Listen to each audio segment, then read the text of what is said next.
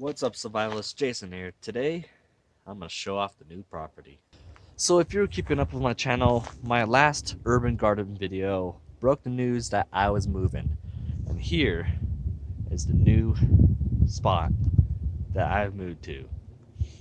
2 acres of land that backs to national forest, and there's a gate that goes out to the national forest, so I can just literally walk out there, explore, go camping, do all that fun survival stuff all in the backyard.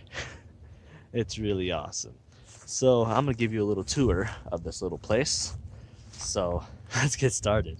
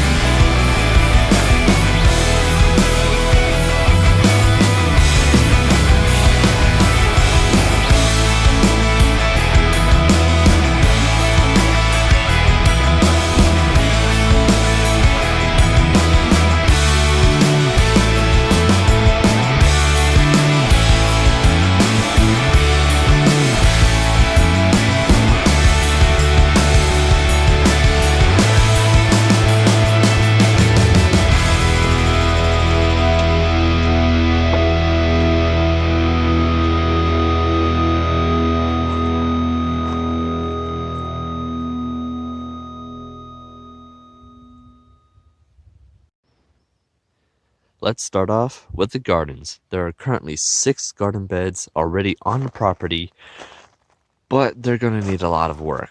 As you can see, there are plenty of weeds inside of here. But one good thing is they already have water set up on them. 2 of them have little sprayers. I'm guessing they spray all the way the whole, I don't know, maybe 10 feet probably. I'm just guessing how long it is. And the rest just have a little spigot right there, and they turn on by the water over there. So I could do them separately, each one, but it's still nice to have that type of water access. It seems like some of the weeds I should be able to just pull out. Yeah, it seems like some of those pull out decently. I know some of them I pulled out, like just like the whole root. Maybe something like this. And recently it snowed, so that's nice. So that's the whole root right there. So it shouldn't be too hard to pull all these out. And then maybe with the rest of them, maybe put some cardboard on top, make them kind of give up on themselves because they're not getting any sun or anything like that. So that's the plan with that. Over here, they have a trellis that they left right there. Has some chicken wire, some hooped PVC pipe. I'm guessing to put something over the top, probably like a little greenhouse. So that's another plan for over the winter that I could possibly do. Some of the soil, actually all the soil seems like it's really used up. It seems like it's just the normal soil that you would find out here. So I'm gonna have to replace all that soil. So here's a better look of that. So it is plenty loose, but I don't see any nutrients in it that much.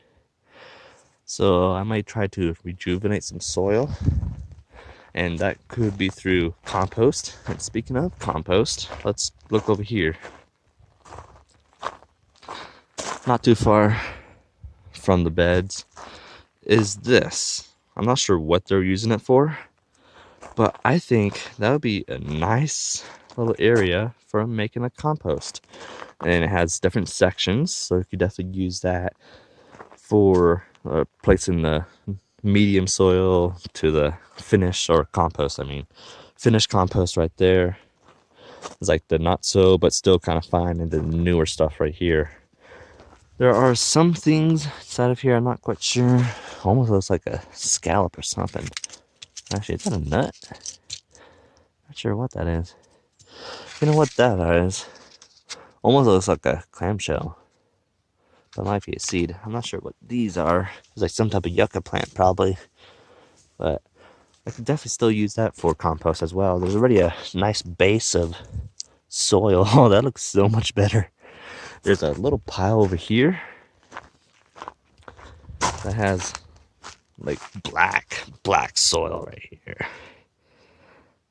So I'm not sure what that is. Here's a better look at it. You know what that is on top, but through the bottom, looking like it's better soil. So I'm gonna try to put that on top of that as like a topsoil to give it a little bit more nutrients.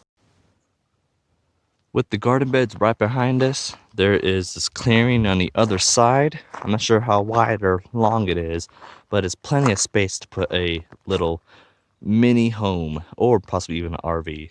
Already has a little bit of electrical out here, and it is live. So that's nice to see right there. Already have electric out here.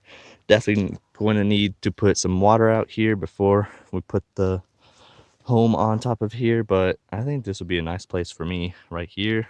Then we got the main house down over there. Got my truck.